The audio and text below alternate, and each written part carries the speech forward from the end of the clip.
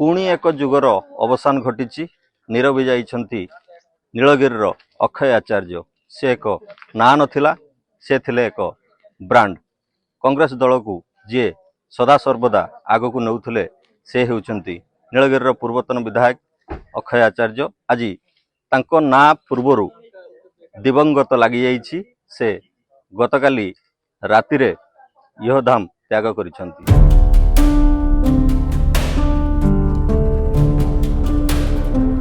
ए इलाकार राजा से कहूतिले प्रजा शासन गादी को आसी जदि मु सोईनी ताहले ऑफिसर माने सोई परिबेनी।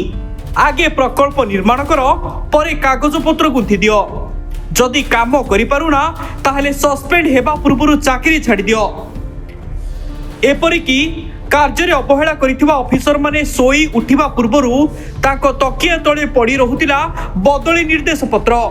विधायकों भୟରେ बहु ऑफिसर चाषी बिलरे छता धरी घंटा घंटा छिड़ा होई रहुतिले।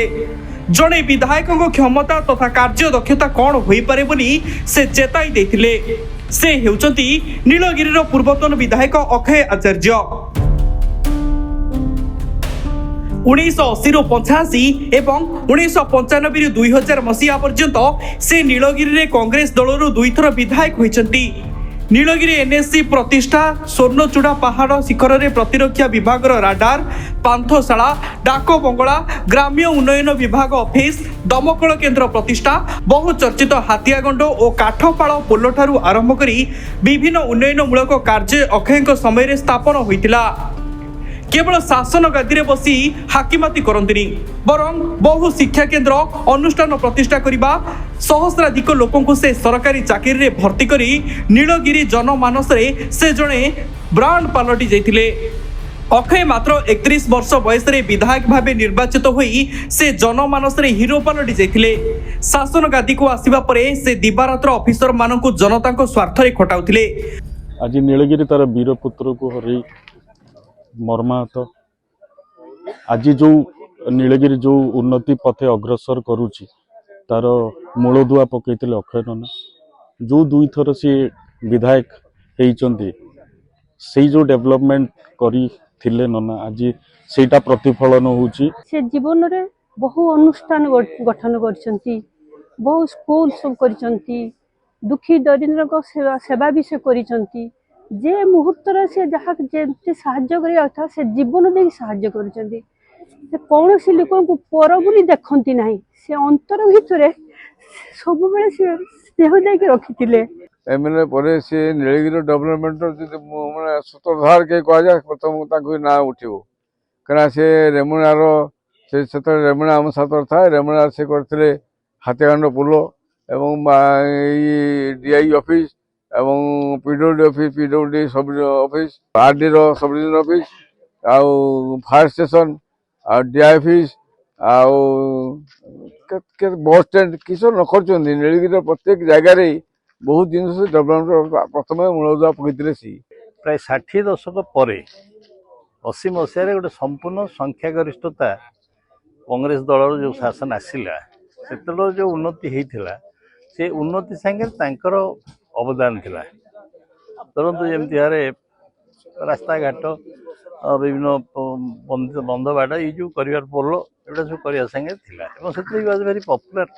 आम 1970 मसीह 69 मसीह जो भारत वर्ष में इंदिरा गांधी कांग्रेस विभाजन है, सिंडिकेट कांग्रेस आउ इंदिरा कांग्रेस है, से सांगे इंदिरा कांग्रेस आरंभ करूँ।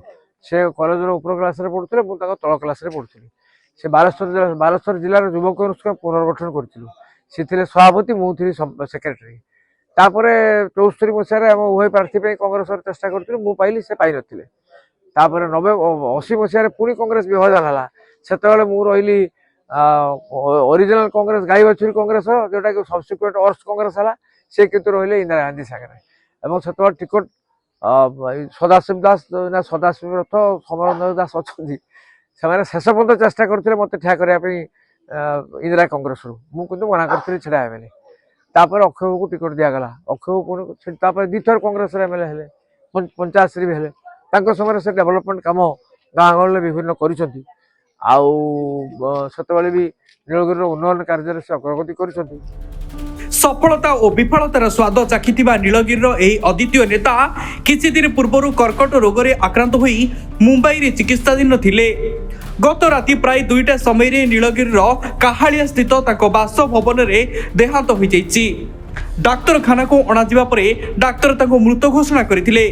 आज सकाळे नीलगिरी विधायक संतोष खटुआ, पूर्वतन विधायक चित्तरंजन षडंगी, प्रदीप्त पंडा, सुकांत नायक समेत बहु नेता पहुंची ताको शेष दर्शन करिसेंती। मर शरीर को नीलगिरी सहर परिक्रमा कराजिबा परे शेष कृत्य संपन्न होईछि।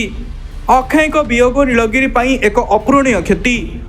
अक्षयक वियोग रे विरोधी दल नेता नवीन पट्टनायक शोक व्यक्त करिसेंती।